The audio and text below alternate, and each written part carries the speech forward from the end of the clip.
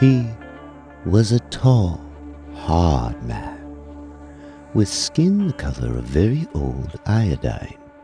When he climbed up out of the vertical shaft of his small gold mine, the lousy disappointment, he could have been taken for an Indian.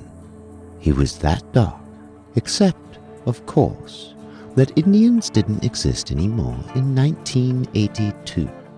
His name was Tom Gannett, and he was about 40 years old, and he didn't realize his own uniqueness. When he made it to his feet, the first thing he did was to squint up at the sun. The second was to sneeze, and the third to blow his nose. "Hey, old son," he growled, "you old crummy son, you look sicker than a dog."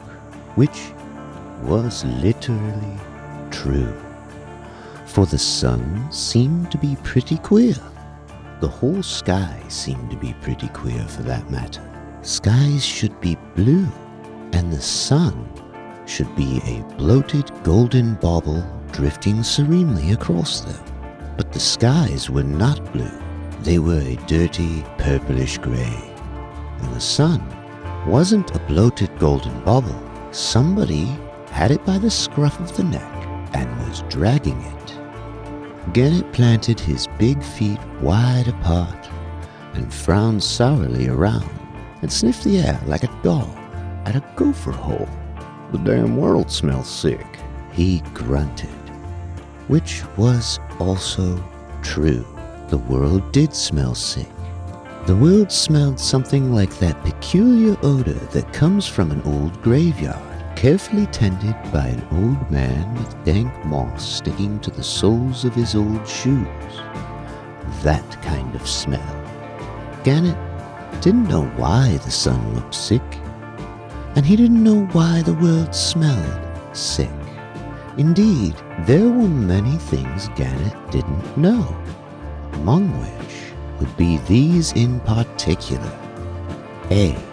He did not know, since for the last 6 months he had been living and working all alone in his little mine, which was in the most remotest of the most remote desert regions of Nevada, that a little less than 3 weeks earlier, mankind had finally achieved the inevitable, man's own annihilation. B. He did not know that he was going to be the loneliest man on earth. He, who was used to and perfectly content with the hermit-like existence of a desert rat. C. He furthermore did not know there were 4 of the 10 commandments which he wasn't going to be able to break anymore, not even if he stayed up nights trying and lived for centuries. Gannett snorted the smell from his nostrils and shrugged. Hell with it. He thought about Reno and how he hadn't been there for nearly a year. He thought of the dimly lighted, soft-carpeted cocktail lounges in Reno, where drinks come in long-stemmed glasses and blondes in long-stemmed legs. Reno at Christmas time, he thought. There was a town, Reno. He grinned, showing big gold teeth that blazed out of his mouth like a glittering grill on a Buick.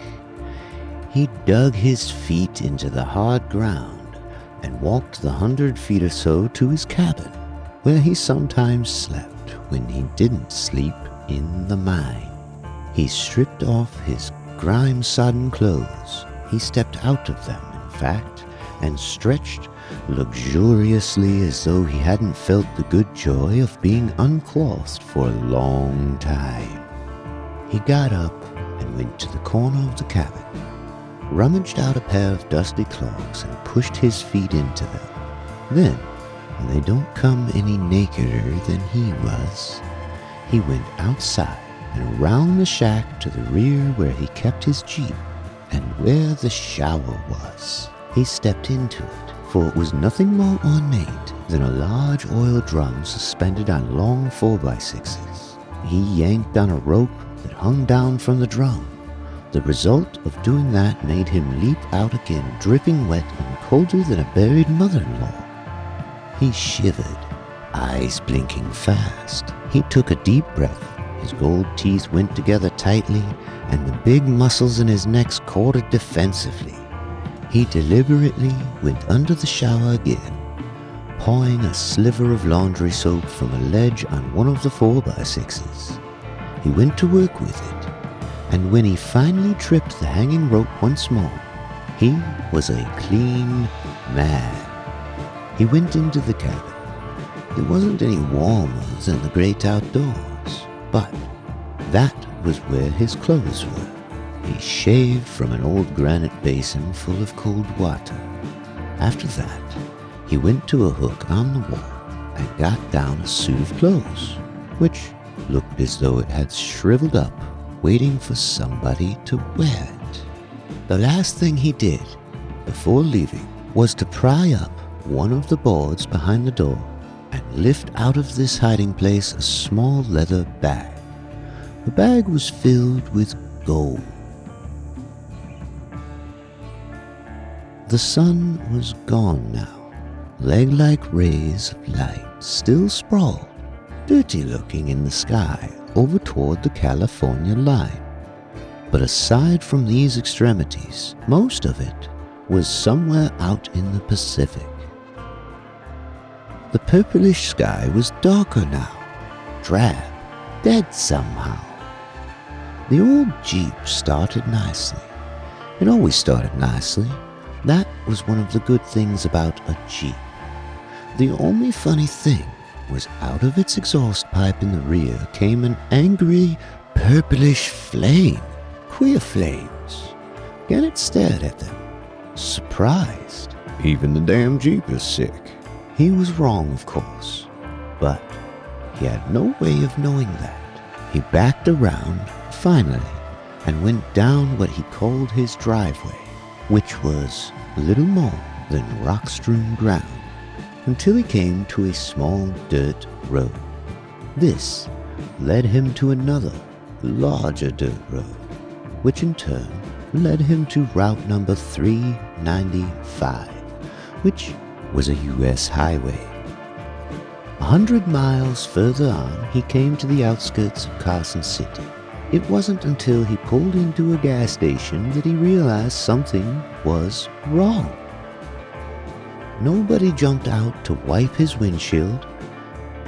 The attendant, who still leaned in the doorway of the station, had a rag in his hand, but he didn't budge. He couldn't. His face looked like weathered leather, and he was dead.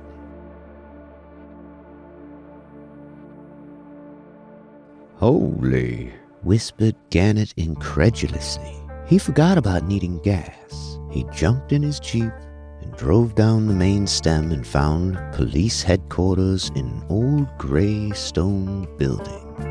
He knew it was police headquarters, for the green neon over the revolving door had CPD on it, and it was still burning. He went up the steps 2 at a time, banged through the swinging doors, and stamped straight to where the sergeant sat at a desk over in the corner by a switchboard. hey, by God, Yelled Gannett to the desk sergeant. there's a guy down the street in a gas station, and he's standing up in a doorway, and he's deader than a mackerel. Dramatic words. But the desk sergeant was no longer among the living, and didn't appreciate them. It took Gannett a long while to get over that. He slowly backed away. He made the big oak door, still backing. He went down the stairs on legs as stiff as icicles. He got back in the Jeep and started up again. He knew there was something terribly wrong. But before he thought about it, he knew he had to have a drink. He pulled up in front of a saloon that had nice, cheery, glowing lights showing through the big front window. He got out of the Jeep. He went through the swing glass doors and straight to the bar. Scotch. Nobody answered. The barman behind the mahogany facing him didn't make a move. The barman had a dead cigarette between his cold, colorless lips. The cigarette had a half-inch of ash on it. The ash looked as though it was sculptured out of a purple marble. Gannett put both hands flat on the bar and swallowed hard. He twisted his head and looked over the shoulder of a customer on his left, who was leaning negligently on the bar with one elbow. There was a half a bottle in front of the leaning man, and it had an alert-looking horse's head stuck in the neck of it for a pouring spout. Excuse me, Mac. Gannett whispered. The leaning man didn't twitch a muscle. Gannett sucked in a deep breath. He reached, he got the bottle. He blinked stupidly at the bottle and then put it down very carefully, and took another breath and looked at the highball glass in front of the leaning man. The highball glass was empty and clean, but the leaning man's fingers were curled lightly and gracefully around it. They were nice fingers, white fingers, fingers that looked as if they hadn't had to do any hard work lately. Slender, tapering, carefully manicured fingers. Gannett swore softly. He yanked the horse's head out and then poked the bottle into his mouth and tilted it up. He held it until there wasn't anything left but the very glass it was made of, plus the bright little paper label. His throat burned. He coughed. He banged the empty bottle down on the bar top and coughed again, hard. The leaning man stirred, seemed to turn slowly, stiffly, in an arc that put him face to face with Gannett. Then he went down backward and all in one piece, like a tall tree on top of a hill on a very still night. He went down with the glass in his hand, and when he hit, swirls of thick dust rose lazily from the floor and then settled back over his rigid form like freshly falling snow, blanketing something left out on the front lawn. The night was black. There wasn't a star, there wasn't a sound except the earth sounds, which are never very loud. Gannett sat in his Jeep with the motor running and the purple flames coming out of the tailpipe. His hands were tight around the wheel, but the Jeep wasn't moving. Gannett was staring off into space, and his eyes looked as though somebody had peeled them back.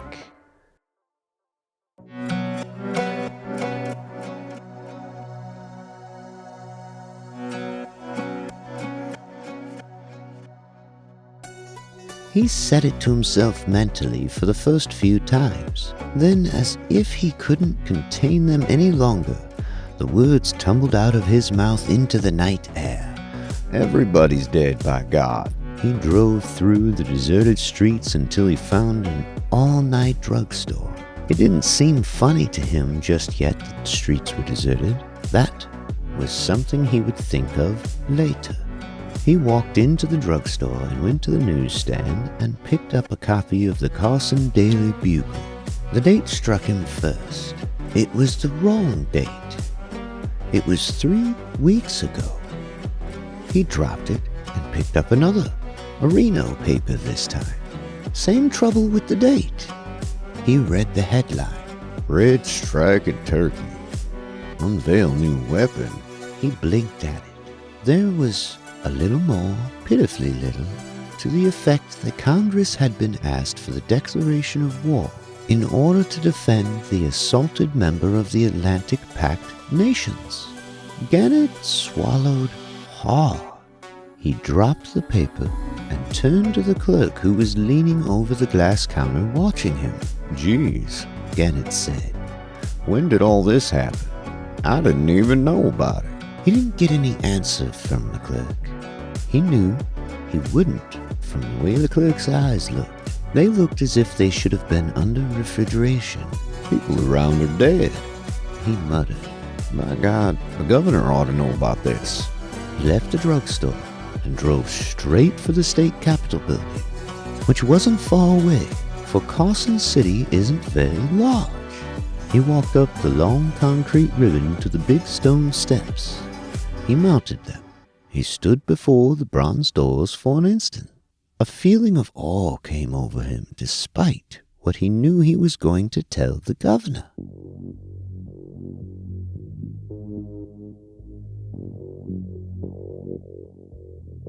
He pulled on the handle of the nearest of the bronze doors. Nothing happened. It was locked, of course. The Capitol is never open at 3 a.m., which was the exact time that it happened 3 weeks ago. But he didn't know that.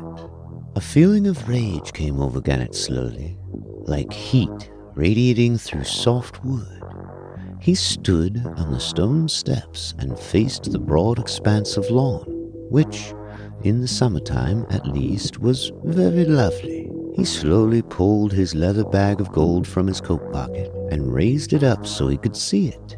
Then he turned once more to the bronze glass doors and smashed the bag of gold through one of the glass panes. Gannett done it. He roared. If anybody wants to know, tell them Gannett, by God. He went back to his jeep. The big, darkly hawking form of the red brick post office building went by and faded into the night. He passed a jewelry store. He looked in. An electric mantle clock in the store window indicated the time as 9:10. He passed a supermarket. The big, illuminated clock on the facade said 9:07. The clock in the service station, where he finally pulled in for gas, pointed at 9 exactly. Cycles have to be controlled if electric clocks are to keep correct time. But that was something else he did not know. After he put back the gasoline hose, he left one more observation on the silence of the night before driving to Reno. He said it loudly, and there was an angry frustration in every word of it. Hell with Carson City. To hell with it.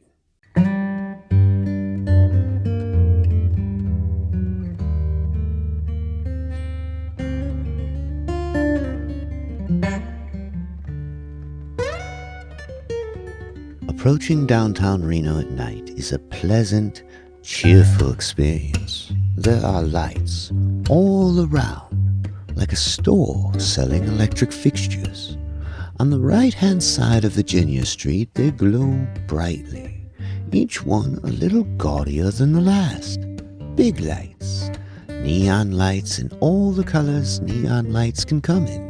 Signs on the front of the big gaming houses that stay open until lights aren't needed anymore. And the one flash of light across Virginia Street at the intersection of Commercial Row, which had been photographed more times than the mind of a man could have conjectured.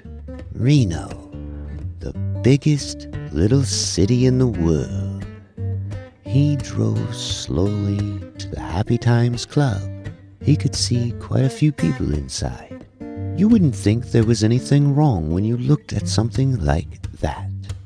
At the corner of First Street, he stopped for a signal. He pulled around a military vehicle and seemed to be waiting for the signal too. It was an open vehicle, painted the olive drab of the army, and sitting stiffly erect behind the wheel was a natty-looking first lieutenant with his cap at just the right angle over one eye. The signal bell on the corner poles clanged loudly, and the lights turned green. Gannett crossed the intersection, but the lieutenant and his military vehicle stayed behind. He went by the Golden Bubble, which was perhaps the largest and gaudiest of all the gaming places in Reno. Its big front done in glass bricks with multicolored lights behind them looked like some monstrous kaleidoscope built for the use of the man on the moon. Seen from his jeep through the plate glass of the wide door, the interior of the Golden Bubble seemed to be a happy, carousing place, full of the joyous laughter of folks having a fine time. Only that wasn't so, of course, for the only sound to be heard were the jeep's motor and the signal bells on the corner poles. Gannett paused. He walked back. He went slowly through the doors of the golden bubble. The first thing that met his eyes was the flashing welcome grin of the head waiter, who was dressed in a tuxedo just inside the doors. The head waiter had his hand half out, as if to shake the hand of Gannett as he came in. Gannett almost stuck out his own hand in return, but not quite. He went to the bar. He didn't look at the barman lying on the floor with his ear in the spittoon. He shambled around the end of the bar, took the full bottle of scotch off the back bar shelf, broke the seal, and took a long swallow. The bartender didn't notice. After that, he took the bottle with him out on the floor. He went around a man in an overcoat who looked to be uncomfortably warm, but wasn't.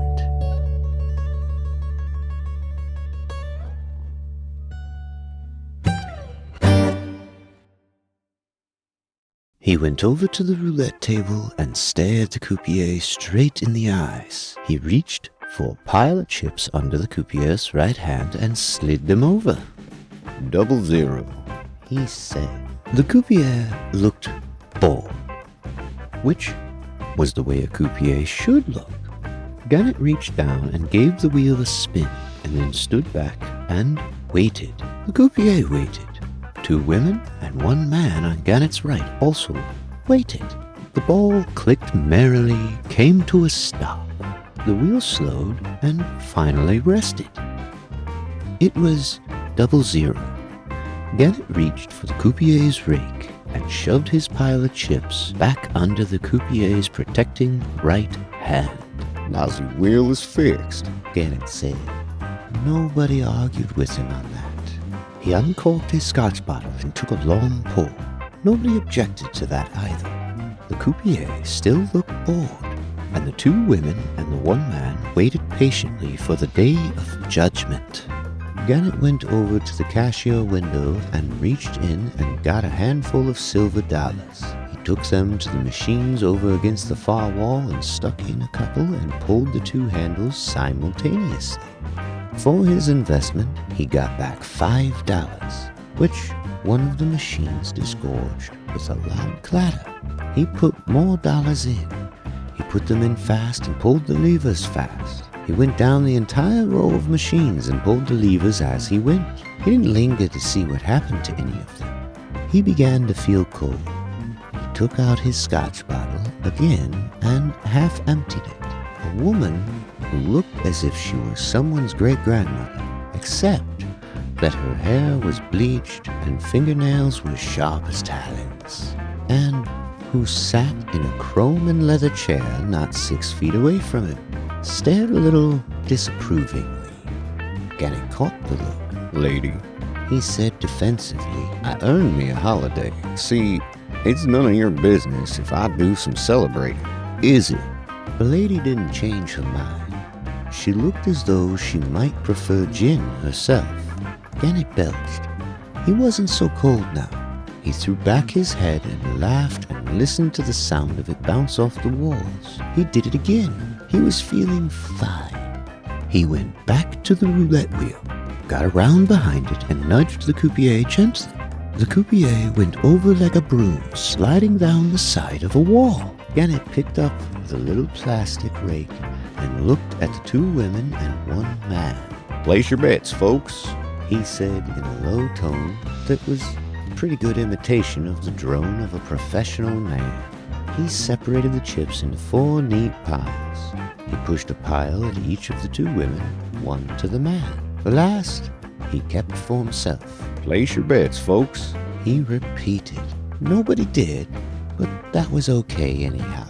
Grinning happily, he made bets for them. One of the women, the one that was red-headed, looked to him as if she might be a plunger.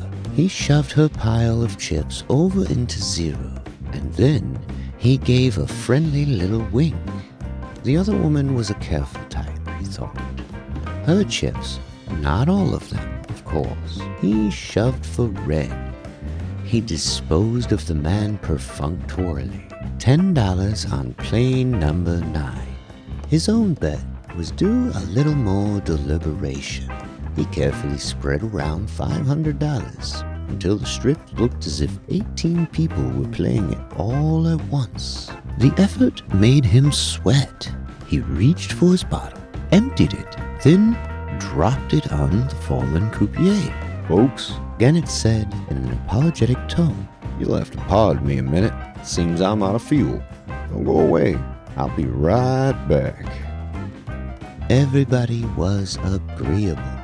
Gannett went back to the bar, went around behind it. He said to the barman, I got a party out there, Doc. Big party, see? The house might stand to make a mint. How about drinks? The barman considered it. The barman was still considering it when Gannett went back to the wheel with a fifth of scotch and 4 glasses and a dish of olives. He made drinks. In each one, he put an olive. By this time, of course, he was getting a little loud. Nobody could blame him for that. When the drinks were made and placed before the 2 women and the man, he was ready. He grinned around, rubbed his hands together, and winked a sly little leering wink at the redhead. The wheel spun, stopped. 0. The redhead had brought down the house. By God, Whispered Gannett in frank admiration. lady, you sure got luck. Another little snifter just to nail it tight. Gannett liked the idea. He drank her drink for her and made a face over the olive. He poured another. He made more bets for everybody and then thought of something. Excusing himself once more, he got a roll of quarters from the cashier cage and, breaking it open, fed them into a big glittering jukebox over in the corner. That done, he pushed down a row of tabs and went back to the table. Everybody seemed to be having a good time. The redhead just couldn't lose. 3 separate times, Gannett was forced to collect chips from other tables in order to keep the game going. But he didn't mind. He even said to the redhead once, Lady, 10 more minutes and we sign the joint over to you. But have fun. You're doing swell. Once more, he consulted the thoughtful barman. And more than once, he had to go back to the jukebox and punch tabs.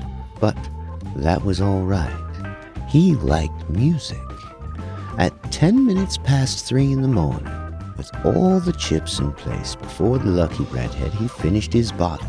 He lifted his eyes and considered a crystal chandelier which hung from the exact center of the broad ceiling. It was a beautiful chandelier.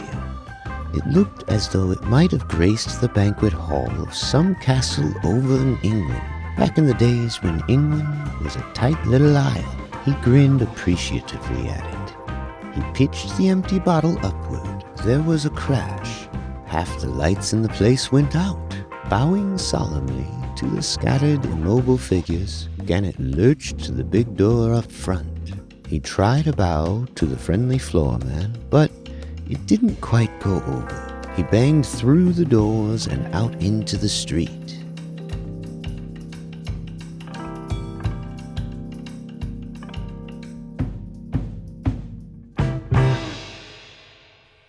Gannett groaned his aching body out of bed and padded heavily to the window. He put his big hands on a sill and looked out. Purple snow was falling on a quiet world. The flakes came down softly, big, wet, colored things like fluffy bits of cotton candy escaping from the circus in the sky. There was his Jeep, down on the street where he had left it. He could recognize it, for it was the only Jeep on the block.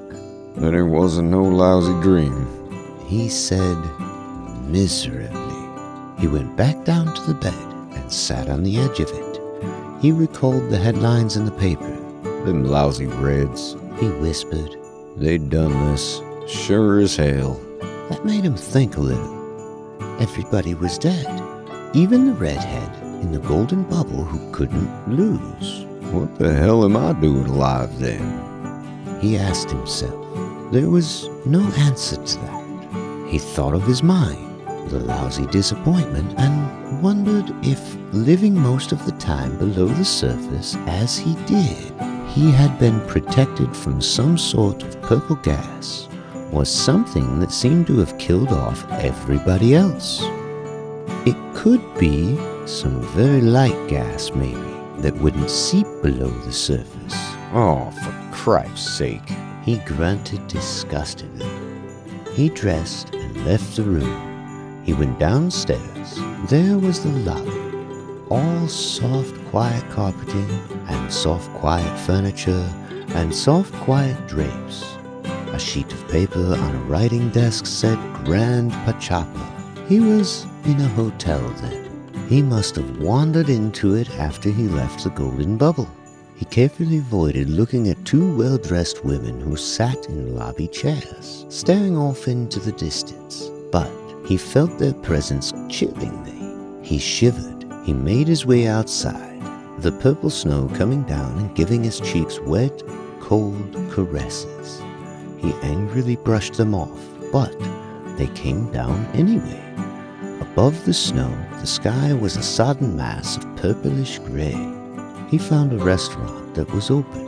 A few customers sat on the stools like statues in a museum. All the coffee makers were on the electric stove, but they were dry and clean except one that had no bottom in it anymore and was quite discolored. Beneath it, the round electric coil still glowing faithfully.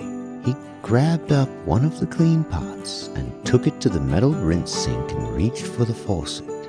And then his hand froze. What if the water was tainted? He had no way of finding out if it didn't carry their identifying purplish tint. He tried the faucet.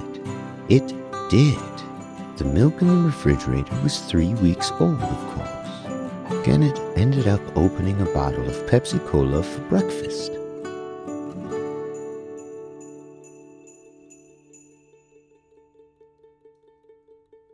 The sky stayed laden, but even so, there were many things apparent now that he hadn't seen the night before.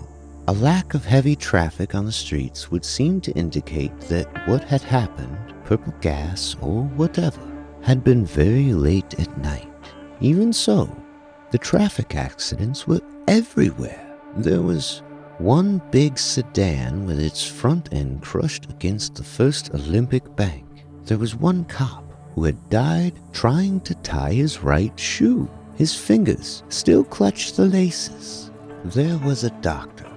His car had a caduceus emblem on the windshield, who had just stepped down the street, his bag in his left hand and his right hand on the door, ready to slam it shut. He had a serious, purposeful look on his face that even the falling purple snow couldn't quite eradicate. Despite the cold, sweat frosted Gannett's forehead. He made his way to a radio and television store and kicked in a glass panel of the front door. Stepped through the clamor of the suddenly arousing night warning bell, he went directly to a TV set and turned it on. The big screen tube flickered after a while and a scratching hum came out of the speaker. But nothing happened. He tried all the channels. Nothing. He tuned in a big radio console next, going carefully and slowly across the dial with a hand that shook. Even though the night warning bell was kicking up quite a racket, he could tell after a moment or two. Nothing. The sky was getting dark as Gannett left the store. The purple snow still fell. It was then that he noticed for the first time the gay street decorations in preparation for Christmas. Big paper bells with plenty of glittering tinsel and electric lamps inside them. On the corner of First and Virginia, he saw a big iron kettle of some Salvation Army Santa. Hanging from its metal tripod, it looked quite natural, except that it was filled with purple snow. And the Santa who was supposed to ring his little bell was holding it stiffly over his head. He and the bell were frozen silent. There was a large department store. In the show window was a Christmas display that would delight the kiddies. There was a big Christmas tree trimmed with every imaginable ornament. Beneath the tree Electrically activated toy soldiers jerked robot-like through their precise military designations. Their lithographed faces were looking stern, very brave. There was a clown who did uncounted somersaults, a lifelike doll who clapped her hands in glee. There was an aluminum bomber with a wingspread of 3 feet. It was held in the air by almost invisible wires, and its 6 propellers droned in perfect unison, making a brisk little wash that rustled the silk of the little doll's dress. And around the base of the tree, through valley and over mountain, into tunnel and over spiderweb trestle, was a railroad track. It should have had busy little trains on it, except that it didn't. The trains had been derailed at a whistle stop called North Pole. Gannett's eyes twitched. The sky grew darker. The purple snow continued to fall silently. Gannett went down by the Masonic Lodge, the YMCA, and crossed the little stone bridge over the frozen Truckee River. He came to the heavy gray stone building of the First Community Church. He stopped in front of the church and stared at it. It was a solid, respectable-looking building. It was a very nice thing indeed to have here in Reno. Christmas Eve. Gannett whispered through cold lips. This is Christmas Eve. He went up 6 purple snow-covered stone steps. He reached the top where the stone steps ended and where the big square stone slab was. That slab where the minister stands when the weather is fair and shakes hands with the congregation after service. Somewhere above in the steeple, bells struck off the hour of 8. A timing device did that. Many churches had such timing devices to save labor. And as though that were a signal, a loudspeaker attached way on top of the spire, especially for the festive season, began to growl out preparatory scratching noises, like a big metal monster clearing its throat. Gannett pulled on the wrought brass handles of the closed oaken door. The door didn't budge. He grabbed the handles in both hands and braced his feet. He pulled hard. The door was locked. God, he whispered hoarsely. God, this is me. I gotta get in. God, listen, I gotta get in. High above, in the steeple, the loudspeaker was finally ready with a cheerful little carol. God rest ye merry gentlemen. The voices of the dead choir roared out upon the silent city. End of story. Not a Creature Was Stirring by Dean Evans. I am Draeke Godoon, and thank you for listening.